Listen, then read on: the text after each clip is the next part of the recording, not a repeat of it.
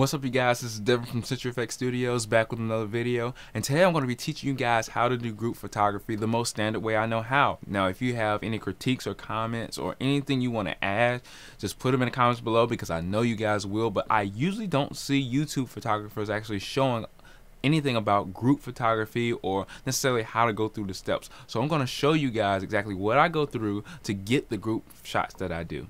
So we're going to go through the equipment, the group, the settings, and the location. That's pretty much the main things you need to understand when you're going out to take these group pictures. Now, for me, in this example for today, we're out in the park, but I am using the Canon 80D. That's the body that I'm using. It does not necessarily matter what body you use because most cameras are going to be more than enough to get group pictures done. The best camera you have is the one you have with you. I wouldn't recommend a cell phone for the highest quality group pictures, but the 80D will do fine. Any modern DSLR, it could be the most entry level. It'll do just fine for this. Now, the lenses that I'm going to be using is the 24mm STM lens. I also have a Sigma 17 to 70mm lens. The reason why I'm using these two lenses is because I know the 24mm STM lens it's free of a lot of distortion. It's a good value for money lens. It's very, very sharp. I don't have to worry about any obstructions or anything like aberrations really happening too much, and nothing on the edges of the lenses are going to be the actual issue of the picture, because remember, we're taking a picture potentially from edge to edge, so we want kind of edge to edge sharpness, and we want to be free of a lot of lens artifacts. And I think the 24mm for its price and what it gives you does that in an amazing way. Now, you also have, for my backup, the 17 to 70 Sigma. It's a 33.5 or 2.8 to f4 lens. Now, this lens is just a backup for me. That 17mm in for my crop frame sensor will give me a wide enough angle just in case that I have too many people in the shot for a really, really tight area where I'm trying to get my composition, because we're going to be outside. Even though we have a lot of space, I know some spots at this location where we might not have enough space, so that 17mm in will work perfectly. But if I have my way, I will stay with that 24mm STM lens because it's free of all kinds of lens artifacts and any kind of lens deficiencies, so I don't have to worry about somebody looking a little bit out of focus or a little bit softer, or you have, you know, color degradation or anything like chromatic aberrations on the edges of the. I don't have to worry about that with this lens so much. If anything, Lightroom can clean up almost all of that, if not all of that. Now, the light source that I'm using, because I'm outside, now this is because I'm outside, I need another light to really illuminate all the masks of the faces of my subject. I need to be able to see everybody. This is more of a professional type of an image, or as professional as I know how to do it for my experience level right now. I need to be able to see everybody's faces. This might go on billboards. This probably will go on billboards, Facebook, and everything. This is the team image. This is a group image of a team. So that flash point has enough power to, you know, really show the masks of their faces through all the sunlight that we're going to be actually shooting in today. So regardless of how much sun we have, we're going to be able to overpower the sun with this light. That's why I'm using it. Alright, now for the modifier that we're using, I want to use a modifier that will not cast shadows across the faces. Typically when somebody stands beside somebody else, if the light's off center a little bit, and if it's not bounced or going in a whole bunch of different directions at the same time, what you'll get is shadows that stray across the face because it's coming from another person, things of that nature. You can place them in different ways to make sure this doesn't happen, but to get them in any placement that they want, I want a light that can bounce all around the Godox 47.2-inch octabox. You guys knew it was coming because I love this thing so much, but that's going to be the modifier that I'm using to try to fill in all the shadows, especially the shadows that might be caused by somebody standing beside somebody else. Also, another quick tip about shooting outside and group portraits is that potentially you might have some clients or whoever you're shooting for, they might be different skin tones. You might have somebody that's whiter, blacker, paler, or might have an in-between mixed skin color. You want to be able to get those skin colors right. So I'm using the PRT color card from J. Christina. I got it off Amazon. I love it, J. Christina. Thank you so much. YouTuber to YouTuber. But this is going to help me get the correct white balance. So if I custom white balance, because think about it, we're going to be outside with the sun. The sun has its own color cast. It has its own balance.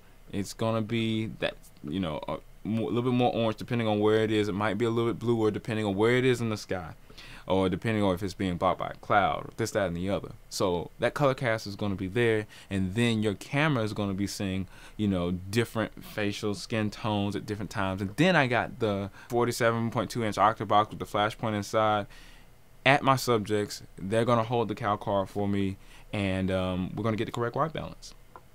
As far as the location, I already told you guys it's at the park. It's at 1 to 3 o'clock, so the sun is not going to be favorable, but this is the only time of day we can do it, so we are professionals. We're not going to have any excuses about why we can't do it. Using high-speed sync, I should be able to overexpose or underexpose the background and get my subjects in a nice, clean-looking exposed image. The next thing you need to know about is the group. How many people are in your group? Are you talking 1 to 100 people, or are you talking about 10 to 15 people? I think I'm talking about, let's see, I think we're going to be doing about 10 to 15 people in this group. And so since we're going to be doing about 10 to 15 people in this group, I don't have to worry about too much of being, you know, wider and things of that nature. It depends on how they pose, but at the end of the day, how much space they take up in reference to what lens I have and how much distance I have from my subject, and how I want to make sure the shadows don't fall into the backdrop depending on what kind of backdrop we're using, and all this other stuff is it's all needs to be calculated. Typically, you know, outside you don't get too many shadows, but I know it's a location at the park that I want to get that I might get shadows in, so I need to watch out because it's going to be like a wall, and it might be able to cast shadows from the subject.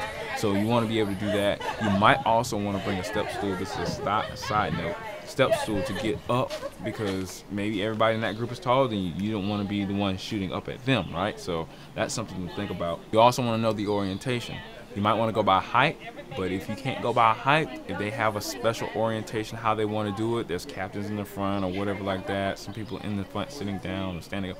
However you want to do it in a way that it doesn't look weird to the image, because if everybody is a different height, you know, then you might want to line them up in a certain way, but if everybody's around the same height, it may not even matter. So that's something to think about as well. All right, and the last thing, and I'm pretty sure you guys are begging to know, is the settings. And this is what separates, you know, the people who can do it from the people who can't do it. And so a lot of times people get stuck on certain settings because they're used to having a certain look, but this look is not right for the group pictures, and I'll get to that in just a second. But let's start off with shutter speed. Typically, I'm at 1/125th of a second, and the reason I'm saying that is because I don't usually have a tripod on me when I'm shooting. If I shoot handheld, it's more shaky.